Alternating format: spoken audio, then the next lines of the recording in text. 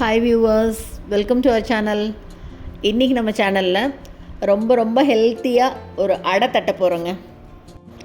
இந்த அடைக்கு ரொம்ப நேரம் ஊற வைக்கணும், அரைக்கணும், அதெல்லாம் பிரச்சனையே இல்லை. அரிசியே இல்லாமல் இந்த அடை தட்ட போகிறோம். அடை தோசை சாப்பிட்ணும் ஆனால் அரிசி வேண்டாம் அப்படிங்கிறவங்களுக்கு இது ஒரு நல்ல சாய்ஸு. கோதுமை ரவை அடை இது தாங்க இன்றைக்கி பார்க்க போகிறோம். காய்கறி எல்லாம் போட்டு நல்லா ஹெல்த்தியாக பண்ண போகிறோம். சூப்பரான இந்த ரெசிபி எப்படி பண்ணுறதுன்னு பார்க்குறதுக்கு முன்னால் நம்ம சேனல் இன்னும் சப்ஸ்கிரைப் பண்ணலைன்னா கண்டிப்பாக சப்ஸ்கிரைப் பண்ணிடுங்க.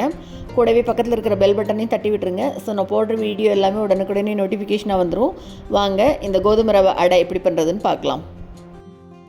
இதுக்கு முதல்ல 1 கப் அளவு கோதுமை ரவை எடுத்துக்கலாம். இந்த கோதுமை ரவையை 2-3 தடவை தண்ணி விட்டு நல்லா வாஷ் பண்ணிக்கலாம். தூசு மண் எதுவும் இல்லாமல் நல்லா வாஷ் பண்ணிக்கணும். நல்லா வாஷ் பண்ணதுக்கப்புறமா தண்ணி விட்டு ஒரு அரை மணி நேரத்துக்கு ஊற வச்சிடலாம். அரை மணி நேரம் நல்லா ஊறட்டும் கோதுமை ரவை. அரை மணி நேரம் கழித்து பார்க்கலாம். இப்போ பாருங்கள், அரை மணி நேரம் கழித்து நல்லா ஊறி இருக்குது பாருங்கள். நல்லா அப்படியே சாஃப்டாக வந்திருக்கு பார்த்தீங்களா. இப்போ இதில் இருக்கிற தண்ணியெல்லாம் ஃபுல்லாக கம்ப்ளீட்டாக வடிச்சிட்டு வேற ஒரு பவுலுக்கு மாற்றிக்கலாம். பாருங்கள், இந்த அளவுக்கு நல்லா சாஃப்டாக இருக்கணும். இப்போ இது கூட ஒரே ஒரு பெரிய வெங்காயம் பொடி பொடியாக கட் பண்ணி சேர்த்துட்டு, இது கூடவே சின்னதாக ஒரு கேரட்டை இந்த மாதிரி துருவி எடுத்து வச்சுருக்கேன், அதையும் சேர்த்துக்கலாம். இது கூட ரொம்ப பொடி பொடியாக கட் பண்ண கோஸ் சேர்த்துக்கலாம். கோஸ் சேர்த்துறதா இருந்தால் இவ்வளோ பொடி பொடியாக கட் பண்ணணும். இது கூட நல்ல டேஸ்ட்டுக்கு மாங்காய் கொஞ்சமாக துருவி பாருங்கள் இந்த மாதிரி சேர்த்துக்கலாம். இப்போ அடுத்ததாக பீன்ஸ் சேர்த்துறேன். பீன்ஸ் ஒரே ஒரு பீன்ஸ் மட்டும் பொடி பொடியாக கட் பண்ணி சேர்த்துருக்கேன். கூடவே காரத்துக்கு 2 பச்சை மிளகாய் பொடி பொடியாக கட் பண்ணிவிட்டு, இது கூட ஒரு கொத்து கருவேப்பிலை அதையும் நல்லா பொடி பொடியாக கட் பண்ணி சேர்த்துட்டு கொத்தமல்லி தழையும் சேர்த்துக்கலாம்.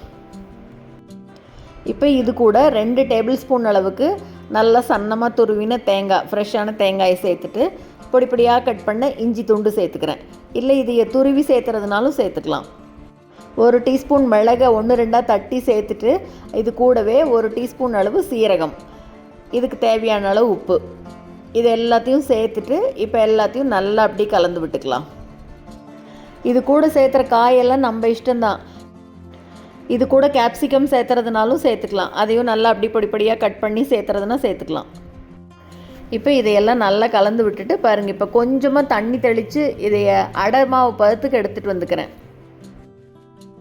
பார்த்து தண்ணி கொஞ்சமாக சேர்த்துக்கிட்டால் போதும். அப்படி தோசை ஊற்றுற மாதிரி இருக்கக்கூடாது, அடை தட்டுற மாதிரி இருக்கணும். இந்த அடை நம்ம தட்டி தான் செய்ய போகிறோம்.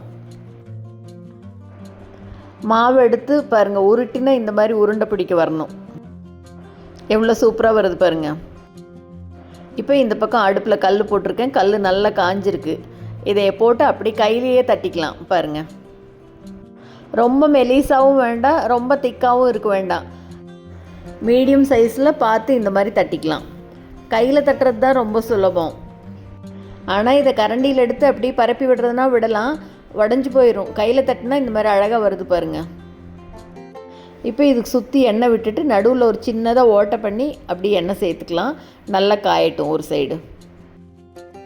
அடுப்பை மீடியம் ஃப்ளேம்லேயே வச்சு நல்லா 2 பக்கம் சுட்டு எடுக்கணும். திருப்புறதுக்கு அப்படியே எவ்வளோ நல்லா வருது பாருங்கள். நல்லா காஞ்சதுக்கப்புறமா இன்னொரு பக்கம் திருப்பி போட்டு அப்படி எடுக்க வேண்டியது, அவ்வளோதாங்க. அரிசி பருப்பு எதுவுமே சேர்த்தாமல் ரொம்ப ஹெல்த்தியான சூப்பரான அடை ரெடி பண்ணியாச்சுங்க. இது கோதுமை ரவையில் பண்ணதுன்னே தெரியாது. கோதுமை ரவையில் எப்போவுமே உப்புமா பண்ணி போர் அடிச்சிருச்சுன்னா இந்த மாதிரி ஹெல்த்தியான ரெசிபி கண்டிப்பாக ட்ரை பண்ணலாம். வித்தியாசமாகவும் இருக்கும். இதுக்கு தொட்டுக்க தேங்காய் சட்னி பண்ணுறதுன்னா பண்ணலாம், இல்லை அப்படியே கூட சாப்பிட்டுக்கலாம். இந்த ரெசிபியை நீங்களும் கண்டிப்பாக செஞ்சு பார்த்துட்டு மறக்காமல் கமெண்ட்டில் சொல்லுங்கள். இந்த வீடியோ உங்களுக்கு பிடிச்சிருந்ததுன்னா லைக் பண்ணுங்கள், ஷேர் பண்ணுங்கள், கமெண்ட் பண்ணுங்கள். மறக்காமல் நம்ம சேனலை சப்ஸ்கிரைப் பண்ணுங்கள்.